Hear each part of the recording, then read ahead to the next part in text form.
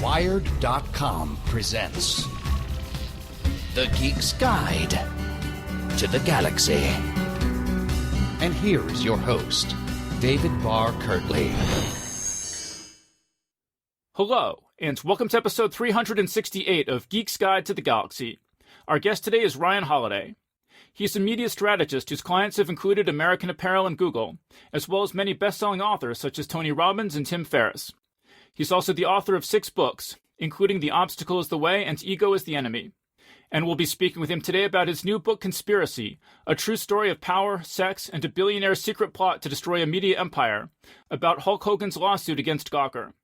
And if you're not familiar with this case, basically what happened is that Gawker was a gossip website that was notorious for its take-no-prisoners attitude. After they published a sex tape of Hulk Hogan, which had been recorded without his knowledge, Hogan sued Gawker for invasion of privacy and won a $150 million judgment that bankrupted the company. It later emerged that this lawsuit had been secretly funded by Silicon Valley billionaire Peter Thiel, who for years had been incensed by Gawker's coverage of him and his associates. And I'm especially interested in this case because both Peter Thiel and Nick Denton, the founder of Gawker, are big science fiction fans. And it seems to me that their love of science fiction has profoundly shaped their worldviews and contributed to their willingness to push boundaries in both good ways and bad. And so now here's our interview with Ryan Holiday. All right, so we're here with Ryan Holiday. Welcome to the show. Yeah, thanks for having me. Okay, so how did you get the idea to write a book about Nick Denton and Peter Thiel? You know, I didn't necessarily get the idea to write the book. It wasn't a book that I really thought anyone could write or could write well because, but by definition, it's the story of a secretive billionaire who destroyed a media outlet. And so the idea that anyone would get his side of the story was, to me, an impossibility. So I'd written about it for my media column. I had a media column with the New York Observer for a long time. And so I wrote sort of about what I thought the case represented and maybe that I thought people were getting some of the coverage about it wrong. And so out of the blue one day, I got an email from Peter Thiel who said, you know, I liked your column. I'd like to talk to you. And we ended up having dinner. And I happened to already know Nick Denton. And it occurred to me that I was probably one of the few people on the planet that had a relationship with these two sort of mortal enemies. And so the book really came from, you know, being in the unexpectedly right place at the right time where both of these unusual characters were willing to talk about maybe the most surprising thing that had ever happened in either of their lives. So when you say that you already knew Nick Denton, how did you know him? So I was the marketing director for a company called American Apparel for many years. And I would say American Apparel and Gawker had sort of a symbiotic relationship. Gawker loved to write crazy, controversial things about, unusual individuals. And the company that I worked at was a sort of a frequent subject of Gawker stories. And Nick had this unusual habit of, even as his website would savage people, he would reach out and say, you know, I think what you're doing is interesting, or we should get together sometime. And so I'd been to Nick's house, you know, on several occasions, and he'd had these interesting parties, and he would often invite people again that his websites were pretty adamant about criticizing or taking down. So I'd met Nick a few times. We'd gone back and forth. And another unusual thing about Nick is he's social, but typically like through the computer. So even on this book, he wanted to do all the interviewing over GChat. That's like his preferred medium of communication. So he and I had sort of struck up this relationship where we talked just back and forth. He would be on, he'd send me a message and ask me about something, and I would, you know, sneak in some questions about Hulk Hogan, and the book sort of developed organically along these lines. Again, it was this surreal thing. These two men had spent literally tens of millions of dollars and almost a decade of their lives fighting each other, sort of knowingly and unknowingly, and yet they were both speaking to me and would ask questions through me as an intermediary. It was just a very surreal experience. Well, yeah, I would imagine that must be surreal when you just check your email and it's like from Peter Thiel. I mean, do you feel like this is awesome, or do you feel like I'm in over my head, or what's going through your mind at that moment? It was a little of both. I mean, in the first email that I got from Peter, he said, you know, I liked your column. If you're ever in New York City, let me know. and let's have dinner and we'll talk about the MBTO. And then in parentheses, he put Manhattan-based terrorist organization, which, as it turned out, was the acronym that he used to describe Gawker when he was orchestrating this conspiracy. He would refer to it as the MBTO, so no one knew what he was talking about. And so it was almost from our first interaction an interesting peek inside the mind of someone who is operating in their own reality. I mean, like I'd been critical of Gawker over the years. I was not necessarily convinced that a horrible injustice had been done when they were bankrupted by the lawsuit. But I mean, I would never have described them as a terrorist organization.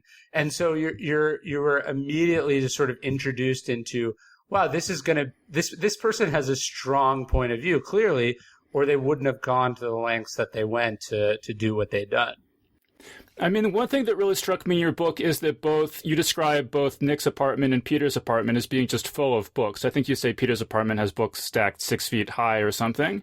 Yeah. And, there's a lot of discussion about sort of like nobody reads anymore and books are dead and all this kind of stuff. I don't know how true that is, but it just struck me that these two really powerful, influential people are just very immersed in books in particular.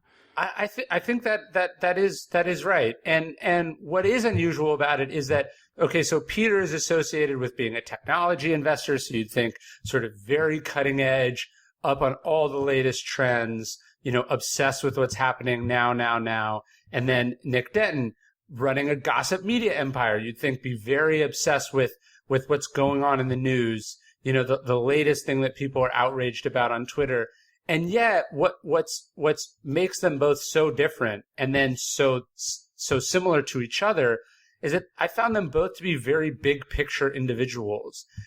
Both tended to think about things both historically and in terms of the distant future. Both were sort of not necessarily immediately up to date onto what was happening right now in popular culture. They're two individuals who live very much inside their own heads, and I think inside the books and the big thinkers that they admire and have shaped their worldview. And I think what's interesting too is the idea that both of them are sort of somewhat libertarian, both sort of economic, psychological, historical in their thinking, and so.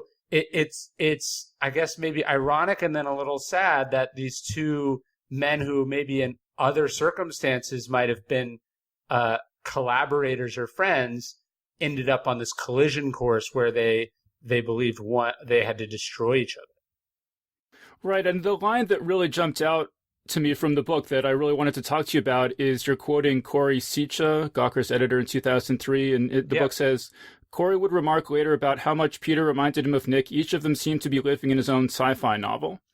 Yeah, that's true. I mean, and as far as the kinds of books they like, both of them are pretty big sci-fi fans as well.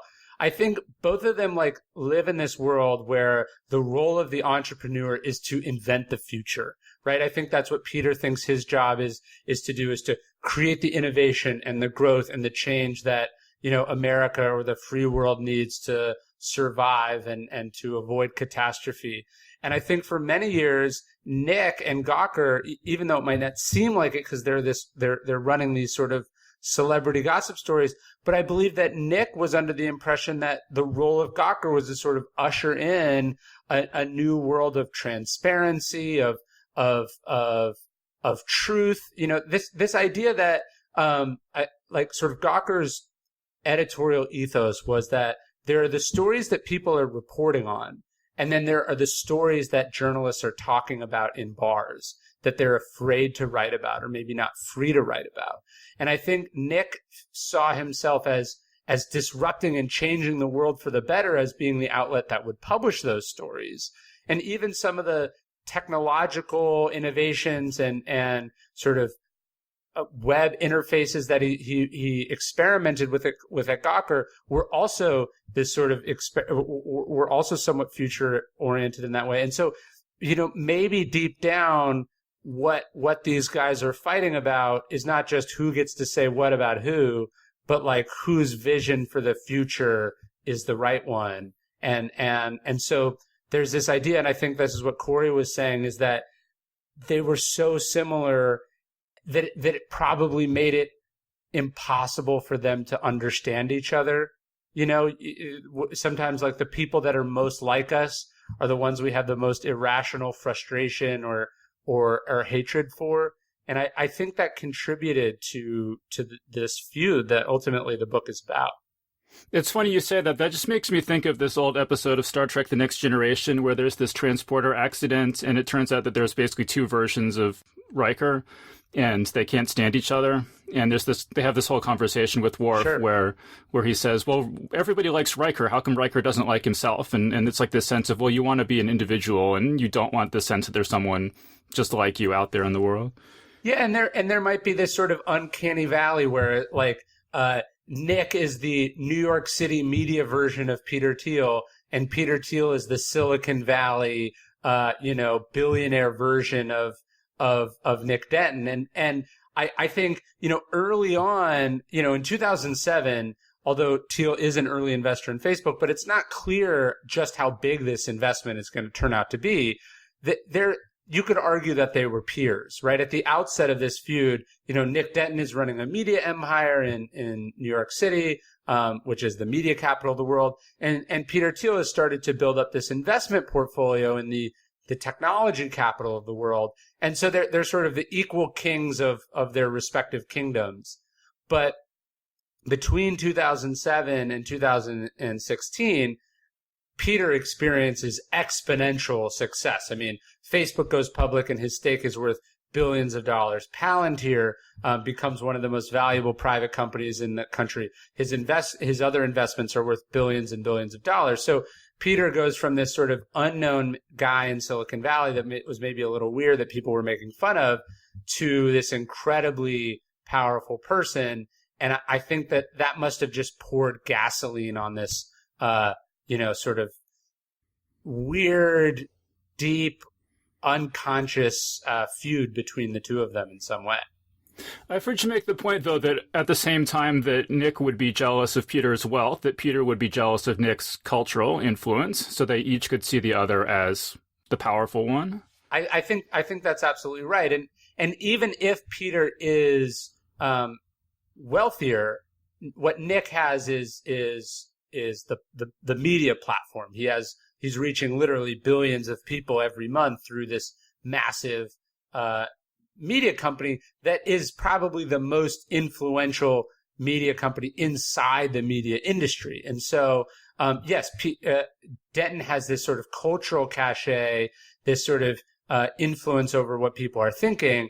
And look, Peter, I believe, fancies himself as a little bit of a philosopher, right? As a big thinker, as a person who realizes that it's ultimately these attitudes that the public has that shapes the direction that technology can go.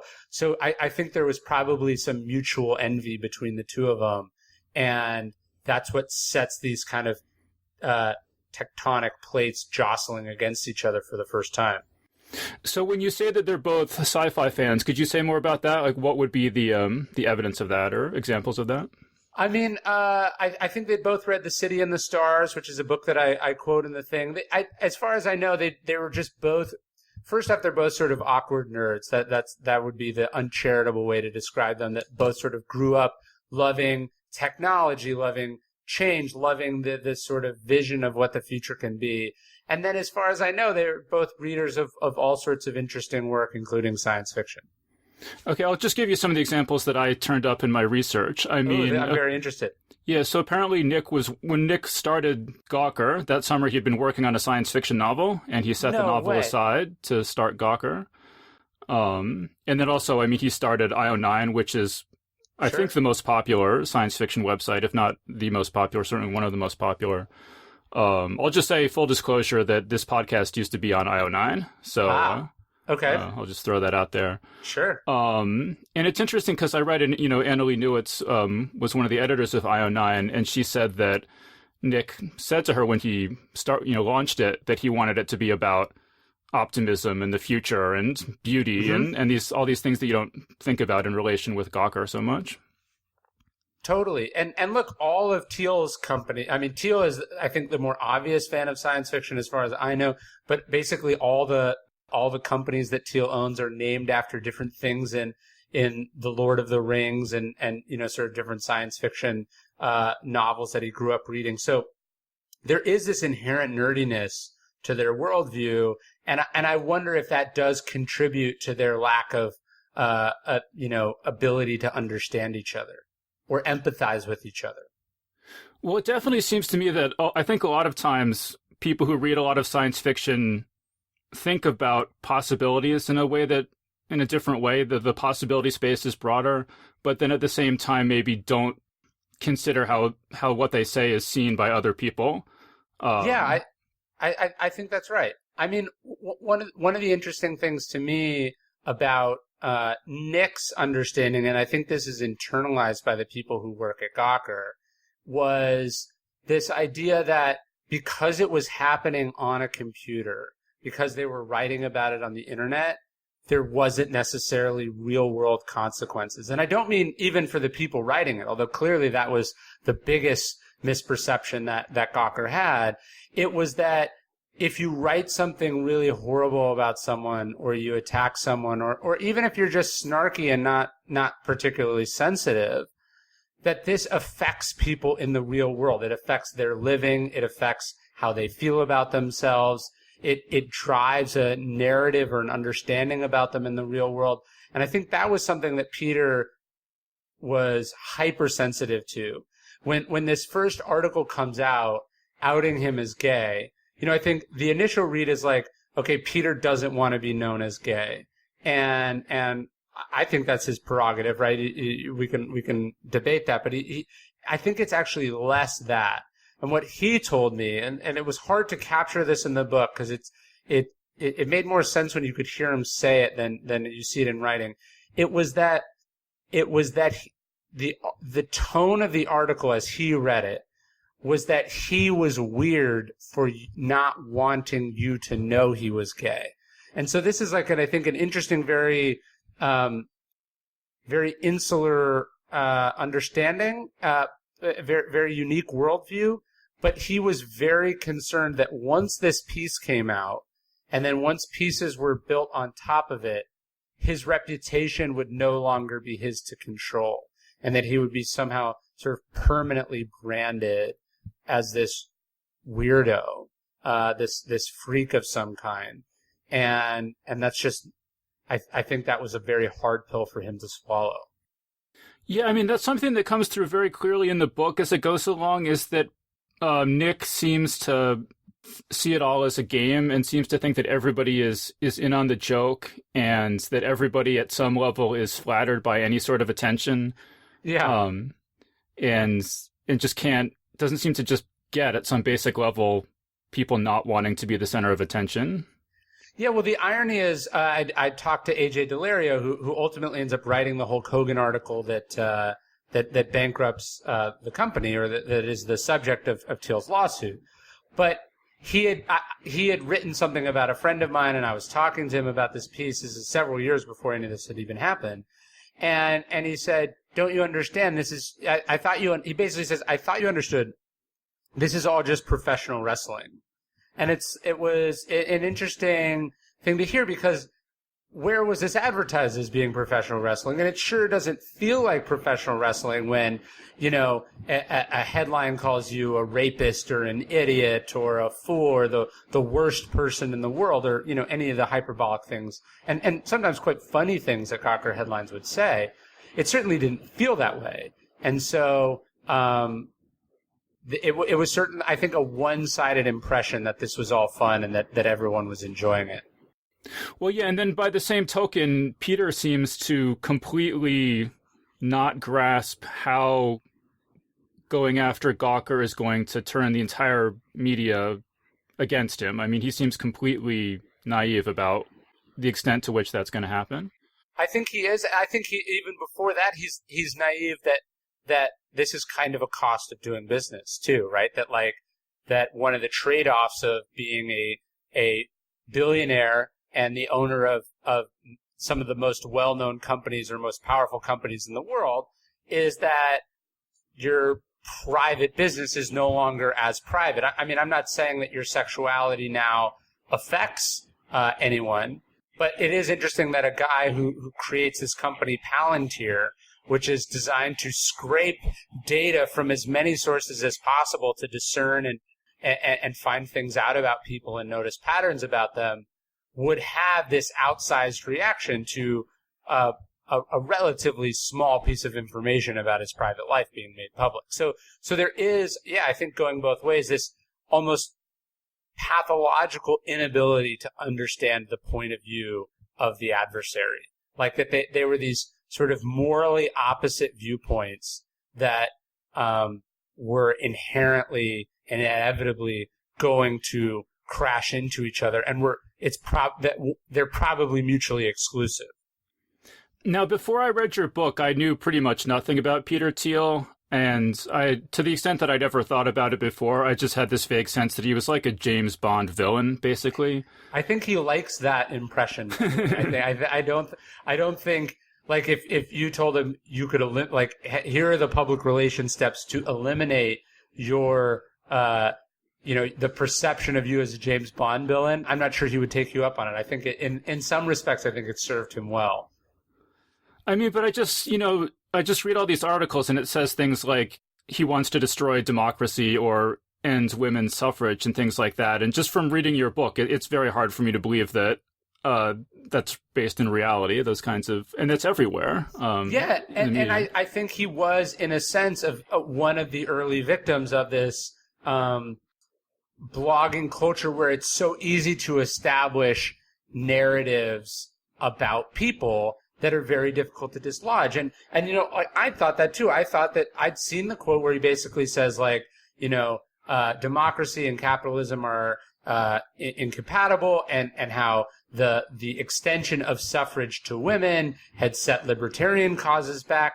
And then when you read this essay, which he wrote for the Cato Institute, I mean, look, there are definitely some lines that if I was the editor, I would say, I don't think you mean to say this the way that you're saying it, or I don't think this is going to be received well. It sounds like you are advocating X or Y. But when you read the article, these are not the rantings of a madman or of a demagogue or even a populist. He's making, I mean, in the libertarian case, he's saying, look, the libertarian causes have gotten less popular as women have been able to vote. And he's basically saying, what does that say? He's saying that this does not bode well for these things that me and my fellow libertarians, many of which I imagine are women, think are important. And so he has this tendency to think about things in a controversial or now the label is sort of contrarian way that just don't like, if you're a blogger who gets paid based on your page views and who is dependent on viral social sharing to get those page views, you're gonna use to your advantage, right? You're not gonna be charitable to the person saying them. You're going to take the most incendiary read on what he's saying because it makes for great copy. Right, and as sort of open to hostile readings as that piece he wrote may be, how many people writing about him have actually read that piece? I would imagine pretty much everybody is just repeating what they saw in a headline somewhere. Yeah, and look, Gawker was, in many ways, the pioneer of that business model, right? Which is, what can you quickly Google about this person? What can you throw up before anyone else? What's the most provocative headline you can put on the piece? What can you say that's going to elicit comments and chatter in the bottom of the piece? And how can you say the most in the fewest words?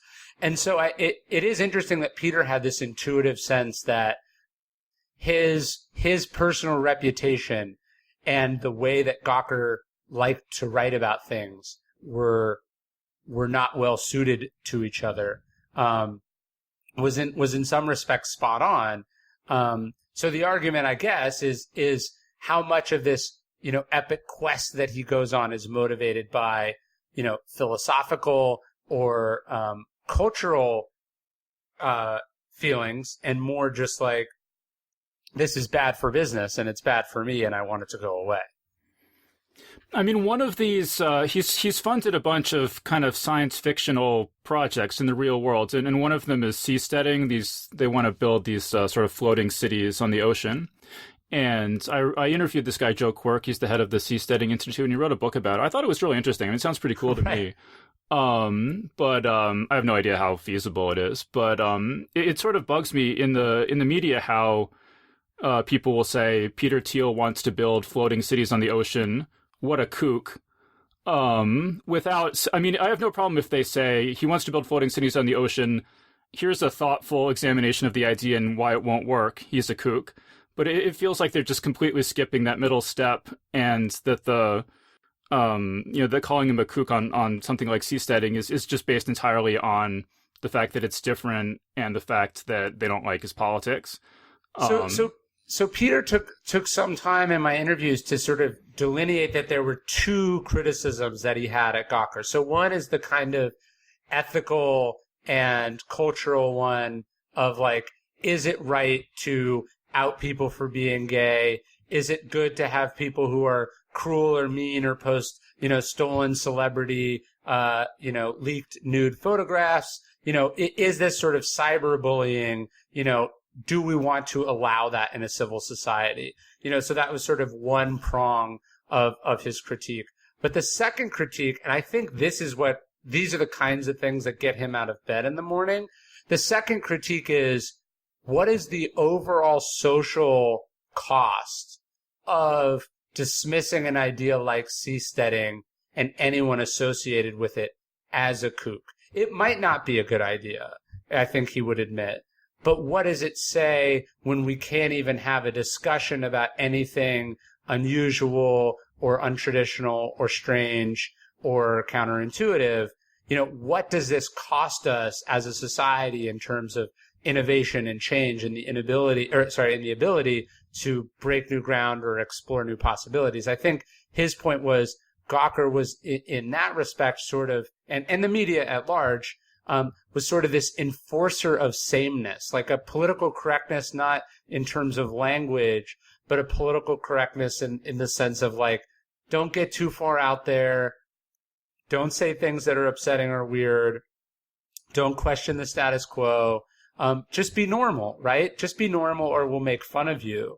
I think in a way that's what he felt. That's what Gawker came to represent to him. Even that might not be totally fair. There might be some projection in that. And then they might be only a small contributor to it, even if it is this problem. But I think what motivated him was this idea of like, we might be missing out on the next big thing because before it has a chance to get its legs under it, everyone's making fun of it for being dumb. Right. And when you mention political correctness, I mean, the other billionaires who are big science fiction fans that at least that I'm familiar with, that I've talked about on the show, are Elon Musk and Jeff Bezos. Yep. And you described this conversation you had with Peter Thiel, where I think you asked him, Elon Musk says that his mission in life is to put a man on Mars. What's your mission in life? Yeah. And he said, my mission is to destroy or eliminate, political correctness. And my initial reaction, and it is interesting, Peter does not let you get away with sort of flippant remarks, or sort of half-baked thoughts. But so my initial emotional reaction to this is like, that doesn't seem that important, right? Because again, I was thinking about that sort of, let's call it type 1 political correctness, which is like, what are you supposed to call this minority or that minority? Is it appropriate to make jokes about X, Y, or Z? The sort of run-of-the-mill, cultural appropriation type political correctness, that didn't seem that important to me. And then to hear him sort of expand the definition of political correctness to being about thinking for oneself, deviating from sameness, being able to entertain uncomfortable or unusual or, in some cases even laughable ideas because they have the potential to change the world, that does strike me as important. And when you look at some of the things that Peter has invested his considerable fortune in, they tend to go along these lines, right? He has the Thiel Fellowship, which pays promising students to drop out of college and explore interesting sort of moonshot projects. He has a foundation that supports and propagates like the intellectual work and theories of the philosopher René Girard. Also sort of a deviator of political correctness, of sort of imitation and mimicry. So there is this theme running through Thiel's life that the big ideas we need as a society to survive as a society depend on weirdness and strangeness and unpredictability. And if we have a media or a culture that over here is squashing that, we're in big trouble. He also, I've seen him talk a lot about how science fiction today kind of sucks and it's lost its way. And it used to be about doing great things and an optimistic future. And now it's just about how bad the future is going to be. Did you ever talk to him about that? I did a little bit. He that is another theme of his, this idea that we don't think about ambitiously about the future. We don't think about big things. Related to the idea in the book, the title of the book is Conspiracy, and the sort of theme throughout the book is like, how do conspiracies work? How do they happen? Why don't we believe in them? And that's this other view from Peter, which is similar to the science fiction thing, which is that people don't really believe in conspiracies anymore. There's the Alex Jones weirdos of the world, who believe that maybe Sandy Hook was a fake, or that 9/11 was an inside job, or that, there's these lizard people that are running the world. We understand that there are fools who believe in conspiracies. But as far as like the machinations, like how things really work behind the scenes, we pretty much think nobody's getting anything done, that nothing's possible, that there is no one operating behind the scenes, that things just kind of are what they are. And I would imagine that contributed, that was a benefit to Peter as he was planning and pulling off this conspiracy. No one would, even as evil as we might think billionaires are, nobody thinks they're plotting in secret through proxies to bring down a media outlet. So one other thing on Nick versus Peter I kind of wanted to mention. So just as I was doing research, it seems like the science fiction work that Nick mentions loving the most is Isaac Asimov's Foundation. And I'm not sure to what extent this is a favorite of Peter's, but you definitely mentioned him liking, and he's mentioned liking Ayn Rand's Atlas Shrugged. Yeah. And it sort of occurs to me that Asimov's Foundation is about this decadent civilization that's collapsing, and there's this small band of heroes that are attempting to preserve knowledge in the face of that. And then Atlas Shrugged is about sort of tech entrepreneurs who reject socialism and start a great new society based on libertarian principles. Sure. And you don't have to squint very much to see how Nick and Peter could see themselves as enacting those two narratives in their own lives. Yeah, no, I think that's right. And it's interesting too that, again, instead of teaming up, they came to believe that the other one, more so in Peter's case towards Nick than the other way around, but they came to believe that the other was an impediment to the fulfillment of that vision, even though, again, they share so many interests and their worldview is so similar. Right. I saw in your 2017 reading list, you said that you actually read The City and the Stars by Arthur C. Clarke. I did. So what was the experience like of reading it?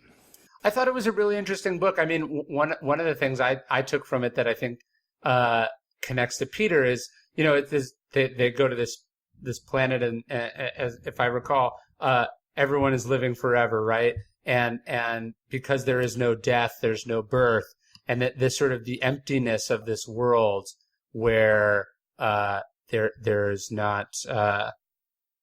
It struck me that if Peter's other vision is successful, that we do get radical life extension. That maybe it isn't the utopia that he thinks it is. Did you read it because it was a favorite of his and or Nick's, or? Yeah. I just tried. I was trying as what the other interesting thing about Peter and Nick is that they are men of few words, and so you don't get, especially even if you listen to interviews of them, you'll pick up on this. But they don't tend to speak at length about themselves, about their feelings, about what they like or dislike. It'd be like, Peter, what's your favorite movie? What's your favorite novel? Are you happy? These are questions that I think if you asked most subjects, you could get them to talk for many hours, and you would tend to get relatively short, truncated answers from them. And so I tried to read things that they were a fan of, that had informed them, that or talk to people who knew them, and to sort of extend out this picture. And even so, you're still there's this I don't know, one of my favorite movies is Tombstone, and I read an interview once where Val Kilmer was talking about creating the character Doc Holliday, and he talked about it sort of putting clothes on a ghost. I wouldn't say that Denton and Thiel are quite that extreme, but there was kind of an element of like of not fully understanding what makes these individuals tick, because I'm not sure they fully understand what makes them tick. And I found that just very fascinating about them.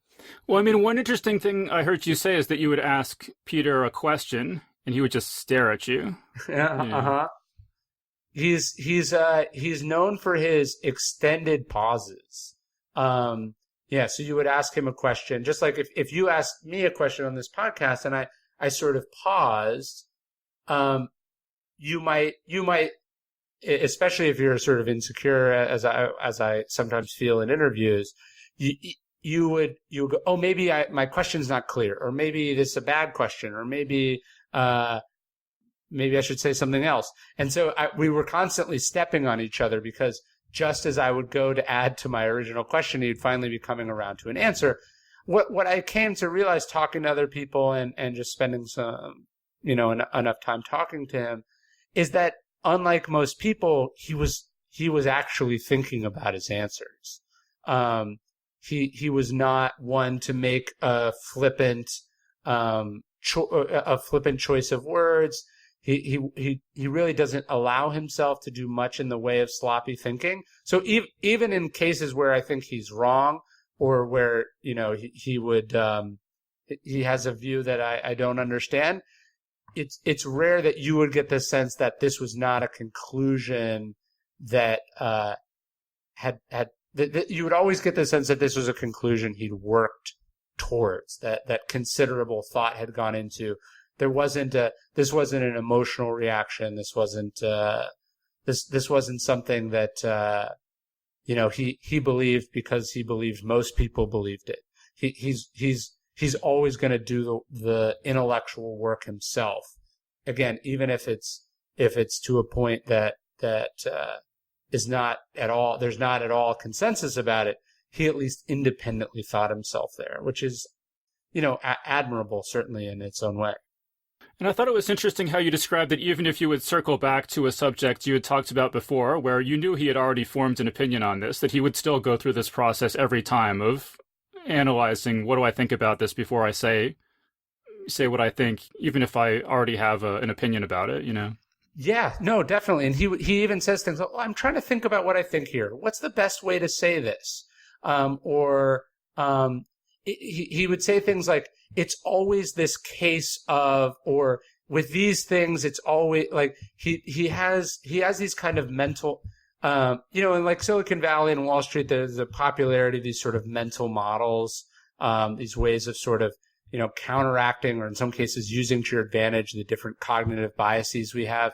Peter, I think, is in some cases running through that as like a toolkit. He wants to make sure that he's not thinking sloppily, that he's not thinking, I don't think we've talked about it yet, but this primary influence in Peter's life is the philosopher René Girard, whose mimetic theory is basically that we don't really know what we think, we don't really know what we want, so we just think what other people are thinking, and we just want what other people are wanting. And Peter is perhaps because of this influence really reluctant to ever do that. And so it's not that he's contrarian, it's that he doesn't like to defer to whatever the majority is. He wants to think about it himself. And so that's a process, a habit he's developed over the years of like, well, I'm really going to run myself through this all the way. And that I think serves him well as an investor. It probably, means he's in his own head a lot. It probably means he overthinks things at times. But it has created a unique worldview that's been pretty lucrative. So your book, Conspiracy, it's out in paperback now. And the original subtitle was Peter Thiel, Hulk Hogan, Gawker, and the Anatomy of an Intrigue. And the new paperback subtitle is A True Story of Power, Sex, and a Billionaire's Secret Plot to Destroy a Media Empire. Uh-huh. So is there a story behind that change? Yes, definitely. I don't know. I don't want to say I got it wrong, but one of the things that you get the opportunity to do with a paperback is adjust the positioning of the title. And my thinking when I was writing the original book and when I was positioning it is that this story is about so much more than what happened between Hulk Hogan and Gawker, between Thiel and Gawker, between Thiel and Hulk Hogan, and all these surreal characters that are involved in this multi-million-dollar, 10-year conspiracy. But it's about, what does it mean to want to do something in secret? What does it mean to try to do something that nobody thinks is possible? What are the consequences of power? How does power work? That's what I was sort of obsessed with. That's what I was fascinated with in the story. My take was less like, is it good that Peter did this? Should it be allowed that Peter did this? And more, how did he do it? And what can we learn from what happened? And I think what the publisher's opinion was that all that is fascinating, and that's great that it's in the book. But from a packaging and positioning standpoint, maybe we should learn some lessons from Gawker, which is that you lead with the juicy part. You lead with sex and power and vengeance as the main themes, as a way of sucking people in. And I think they actually maybe even moved the category from like a business book to a true crime book, which I thought was interesting as well. So I'm sort of interested to see how one edition does versus the other. I think, if my goal was to write a book that sold as many copies as possible, if I was thinking about it like a Gawker writer, and I didn't care what I thought, I just thought what would play better to the audience, I would have written let me put it this way. I don't know if you've read Bad Blood about the sort of rise and fall of Theranos. The advantage that the author has in that story is that the main character is utterly irredeemable. She's 100% bad. She had almost no justification for the massive fraud that she pulled off. I just found myself over and over again so intrigued by Peter and his motivation that it made it impossible for me to write a book in which, he is the sole villain and Gawker is the helpless and undeserved victim. I think that would have played better as a story, but it's just not where the facts took me. Well, you said that you just constantly were flipping back and forth on whose side you were on. Yeah. And look, I think this is probably why I would not be well suited for a conspiracy. all I could really think about was the people on both sides. Like, I came to like Nick and came to feel terrible that he had undergone this massive reversal of fortune. AJ, most of all, I found to be the most sort of, much more sympathetic than I thought. He's the one that wrote the article which published the Hulk Hogan sex tape that brought down the company. And even with Peter, I came to so admire his independent thinking and his unique worldview that, again, it made it so hard for me to go, here's the good guy, here's the bad guy. I came to think of it less of like, is this an underdog story where or is this a villain, and more this was a story between two sharks that fought each other and one of them won. Neither of them was helpless, and both of them put up a pretty good fight. I think it's interesting that you're talking about the publisher moving the book from the business section to the true crime section. One of the blurbs on the book is from Brad Thor, who I think is sort of a political thriller Yes. fiction writer. Was that part of sort of positioning it more as like a thriller kind of book, or? So, I mean, sort of the interesting thing is Brad was one of the first people to blurb the book. He's on the hardcover with the original title.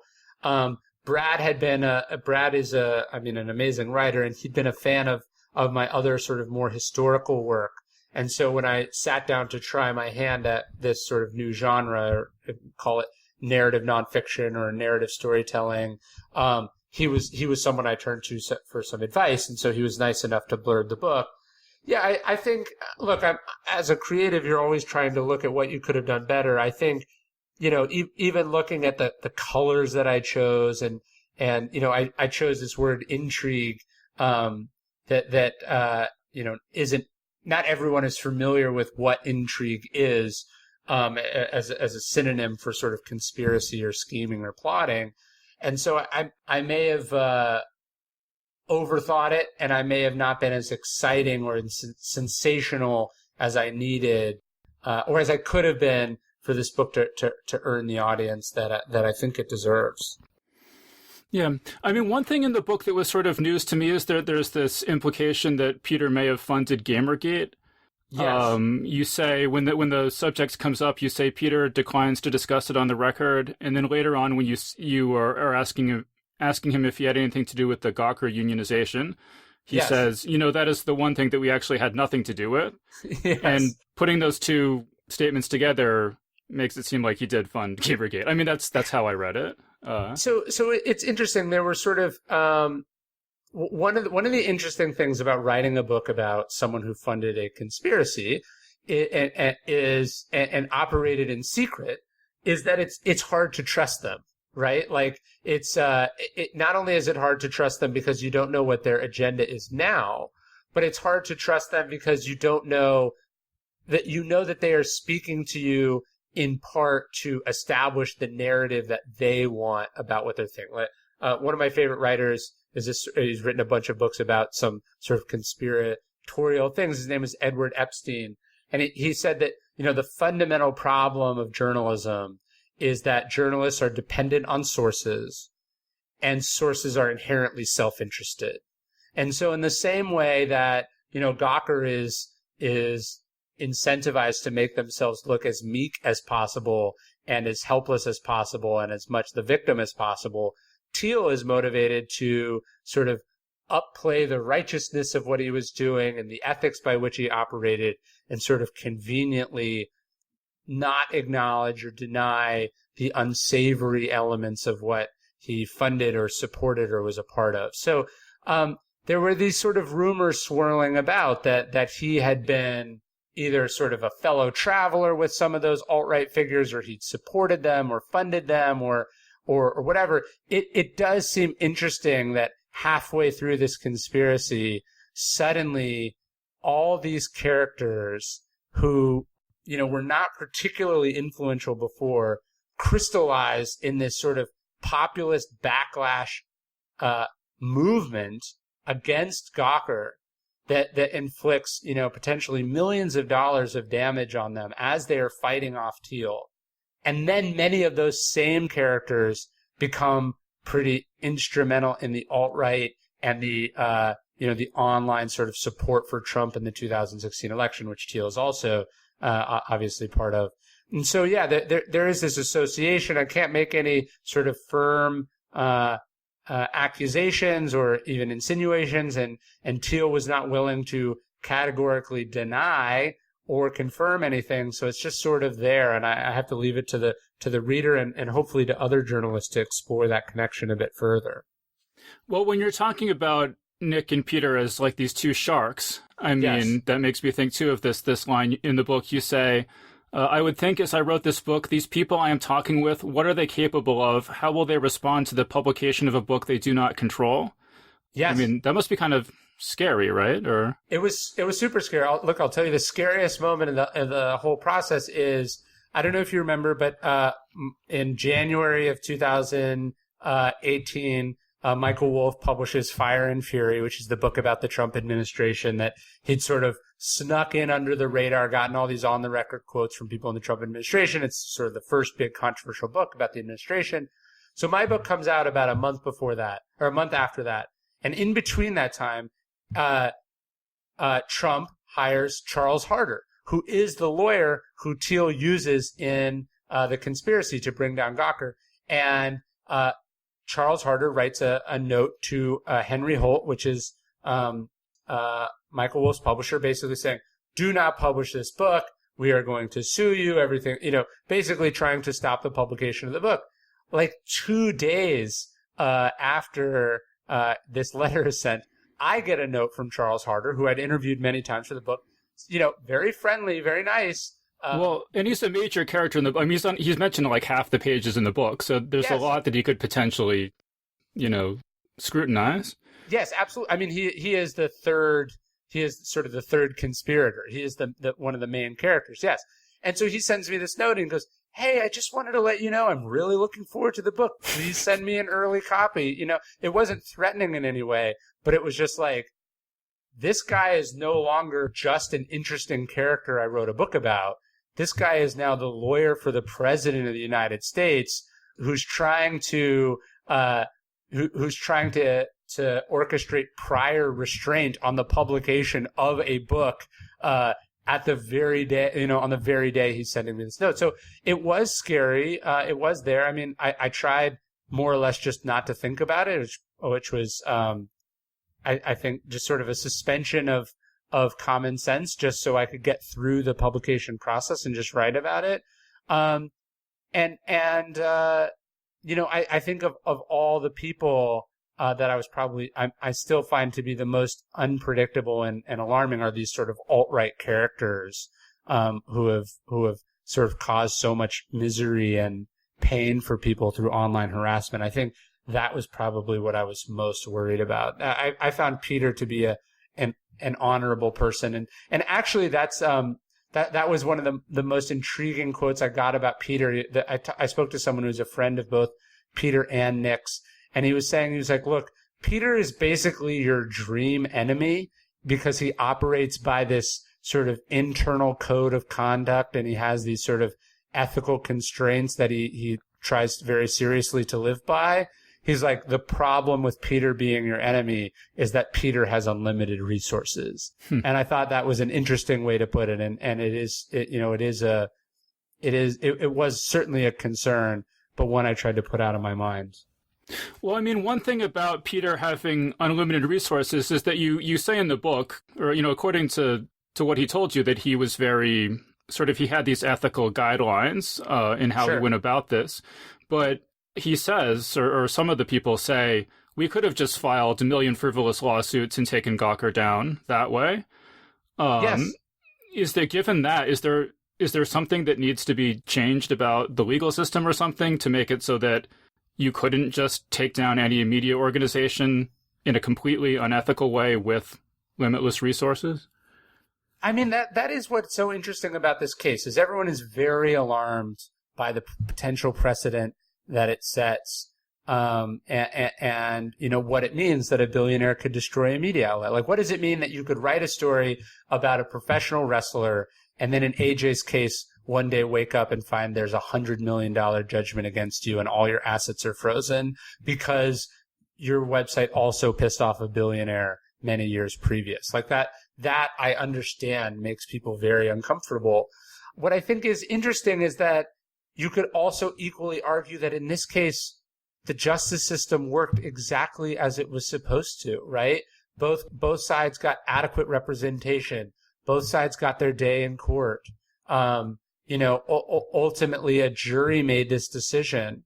And ultimately, Gawker could have settled the case at any time. They just sort of refused to.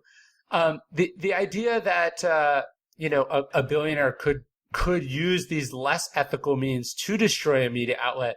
I mean, one interesting sort of anecdote as I was writing the book, and I think I hint at it in the book or I talk about it, but I'd written in one of my columns, I was saying, look, this is a reality. This is how these things can work. And a journalist had said, well, let's give Ryan a taste of his own medicine. Why don't we file a bunch of frivolous lawsuits against him and see if he's able to defend himself? And, this is actually funny. I don't think I've actually said this. I was screenshotting this tweet to send it to myself to use it for my research. And I accidentally sent it to Peter. And I was on a plane and it sent it to Peter, and I was like, whoa, it was like too late for me to pull it back. You accidentally hit the wrong thing. And so I sent it to Peter, and he very quickly replied, and I was like, oh my God, what could he have possibly said here, And he was like, it's much harder than people think. It's much, much, much harder than people think. And I thought that was an interesting remark from a person who'd actually done it, who'd spent all the money. And it's true. I mean, just the extreme amount of effort and secrecy that even this person with unlimited resources had to go through to do this thing that, arguably for any sort of pure ROI standpoint or reputational standpoint was probably not a good idea. To me, I think is kind of a natural deterrent. That there isn't anything that Peter did here that people haven't been able to do since, the days of the robber barons. If anything, our press reputations are stronger now than they were, 50 or 100 years ago. The fact that there are so few examples of this happening makes me think that the precedent is probably more limited than it might seem. So after Gawker went bankrupt, there was a Kickstarter by some of the Gawker writers to try to raise. They were trying to raise $500,000, and they only were pledged $90,000, so it didn't work at all. And I was just curious, why do you think that this website that had so many readers got so little support for their Kickstarter? Yeah, it's fascinating, and I mean, $500,000 wouldn't have been enough to purchase it anyway. So I think it failed it failed, and it would have failed even if it had succeeded. But what's interesting is, Peter had made this argument to me long before that Kickstarter had happened. Peter made the argument that I said, look, why do you think, destroying Gawker is going to make a difference, right? Wouldn't another website just pop up in its place? And his point was that every company, every organization is a product of the time in which it was created and its unique circumstances.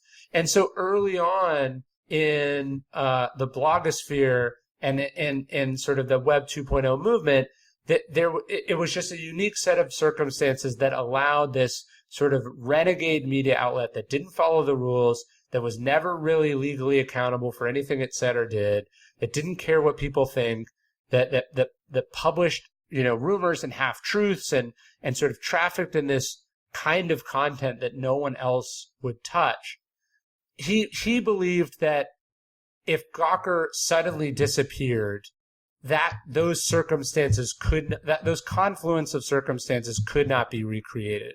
And so that Gawker would cease to exist. In the same way that I would argue, if Twitter suddenly disappeared tomorrow, I'm not sure a new Twitter would be created. I think so much of Twitter is a result of that. When it came out, you could only put 140 characters in a text message. And it was, it was this sort of generative evolution of technology. People invented the retweet and the @reply and all these things, right?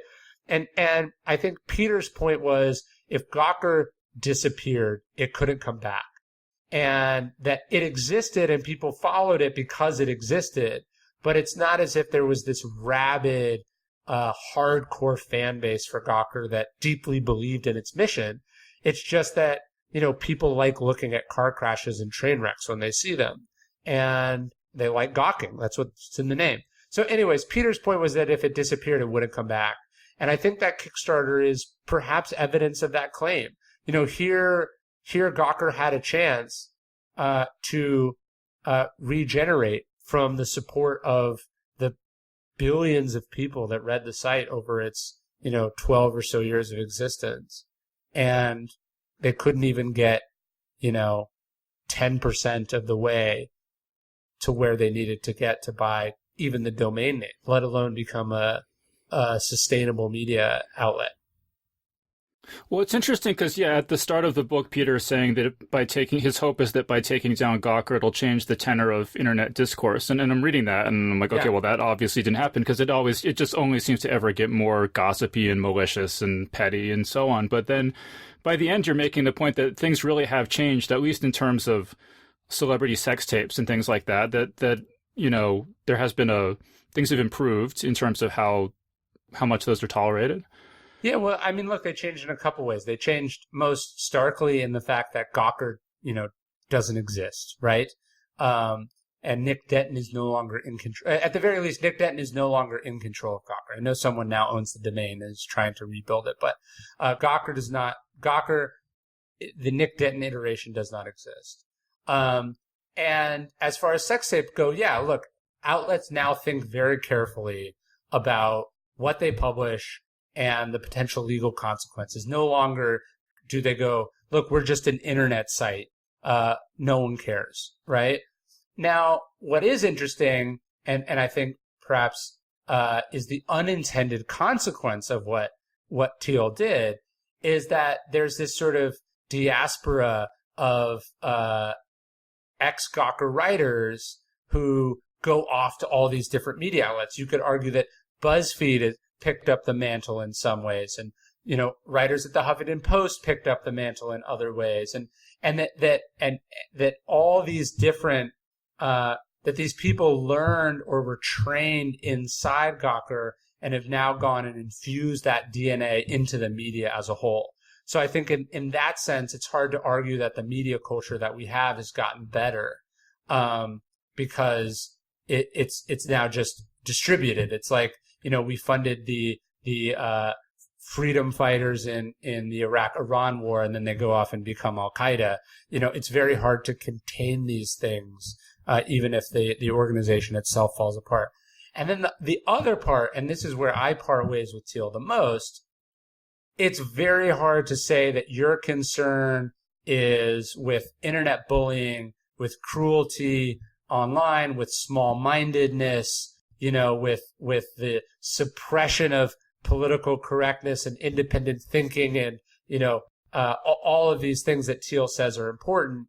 And then you put Trump in the White House and you give him a Twitter account where he reaches, far more people on a daily basis than Gawker ever reached. I think, to me, that's the biggest contradiction of the mission that Thiel said was important to him.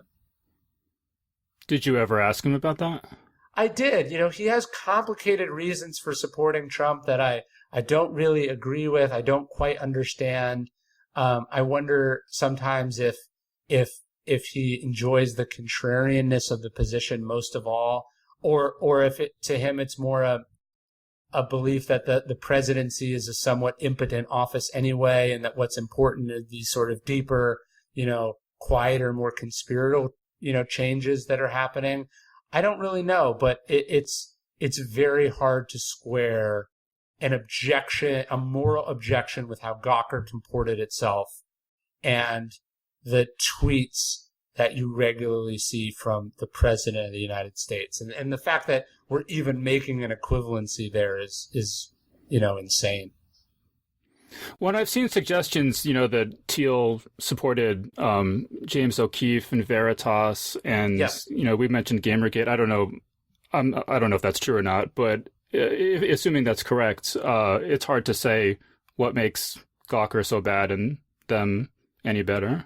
Yeah, no, I did ask him about James O'Keefe because at one point, this is several years ago, he paid some of James O'Keefe's legal bills. So you could maybe make the argument that James O'Keefe in 2010 is not quite the same James O'Keefe in 2016, 17, 18, 19.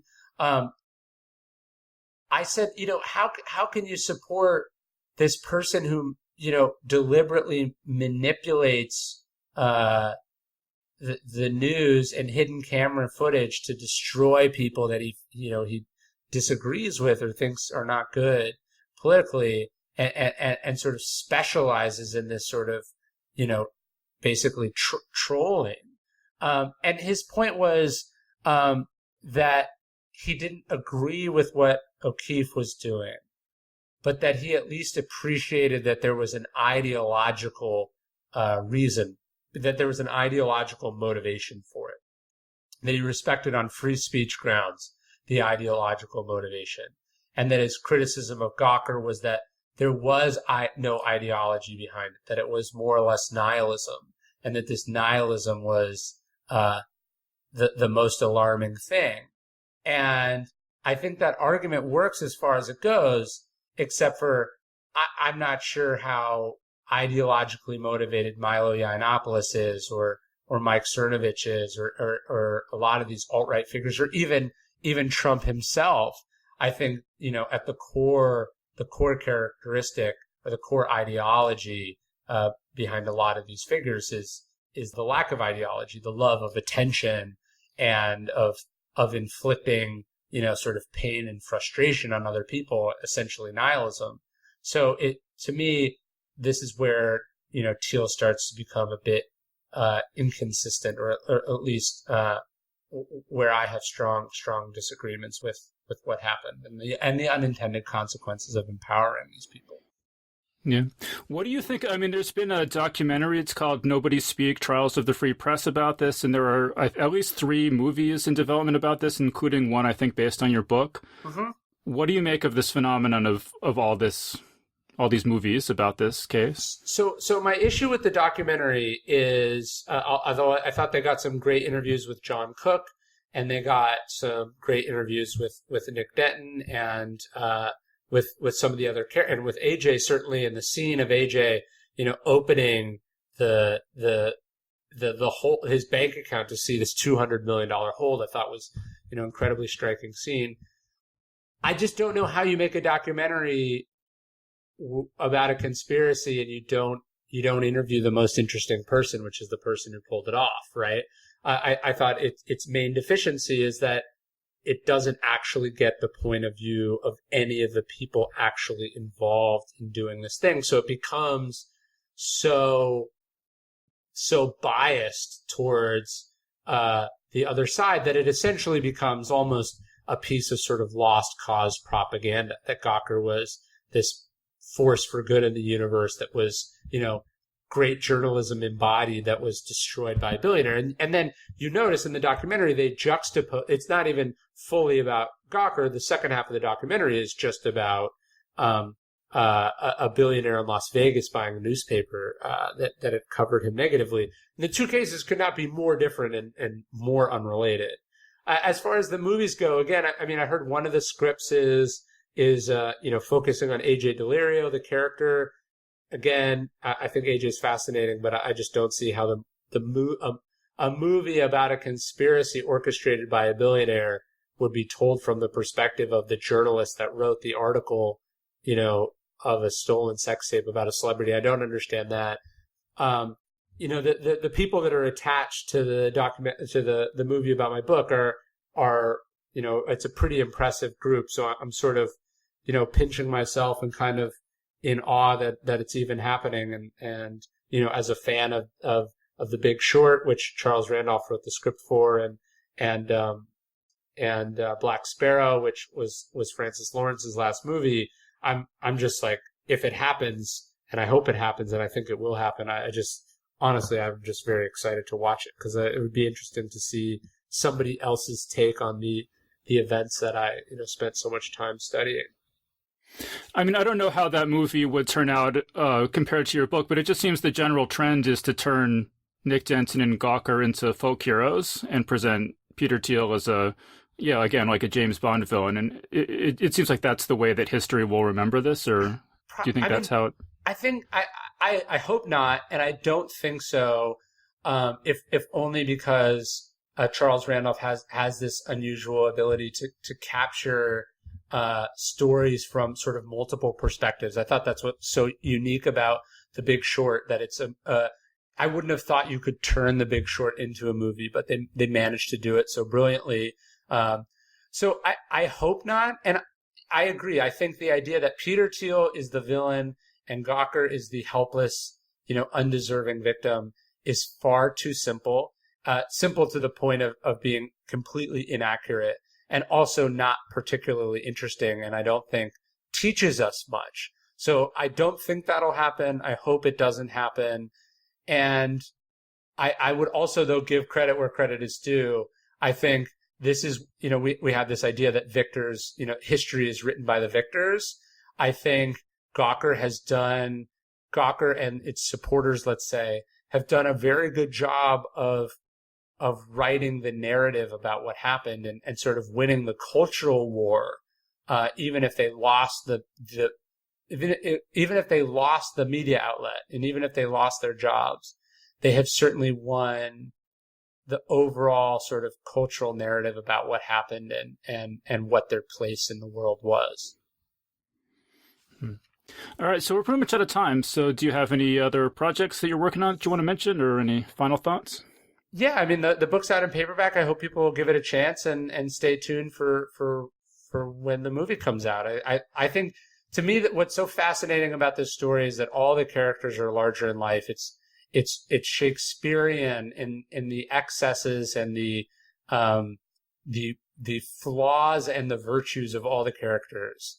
And that's ultimately what I tried to capture in the book. And I think I wanted to create some distance from it. I didn't want this to be a current events book. I wanted us to be able to look at it historically, because that's, I think, the place that it is best suited and seen from. And, you know, whether I succeeded or failed is ultimately up to the reader and the people like you. And I just really appreciate you reading it and talking to me about it. Yeah, it's a great book. I mean, I think it's the New York Times on the cover says it's a hell of a page turner, and that's certainly true.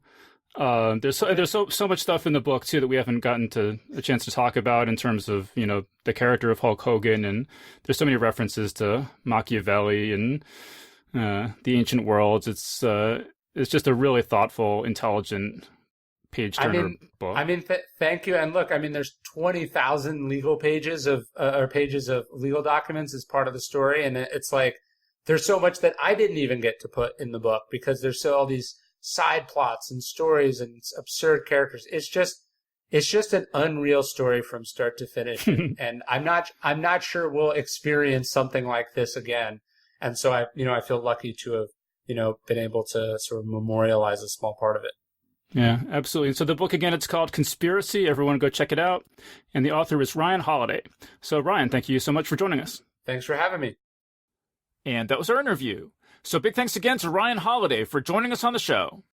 And remember that Geek's Guide to the Galaxy is made possible thanks to support from listeners like you. So if you enjoy the show and want it to continue, please sign up to give us $1 or $2 per episode over at patreon.com/geeks. And if you'd rather make a one-time contribution, you can do that via check or PayPal over at geeksguideshow.com/crowdfunding. So big thanks again to everyone who's contributed. We really appreciate it.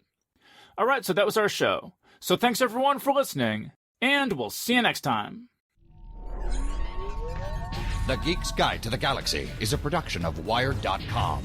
For more information about the show, visit geeksguideshow.com. To learn more about your host, visit davidbarrkirtley.com. Music and voiceover produced by yours truly, Jack Kincaid. If you enjoyed this program, tell your friends. If you didn't enjoy it, tell no one. Thank you for listening.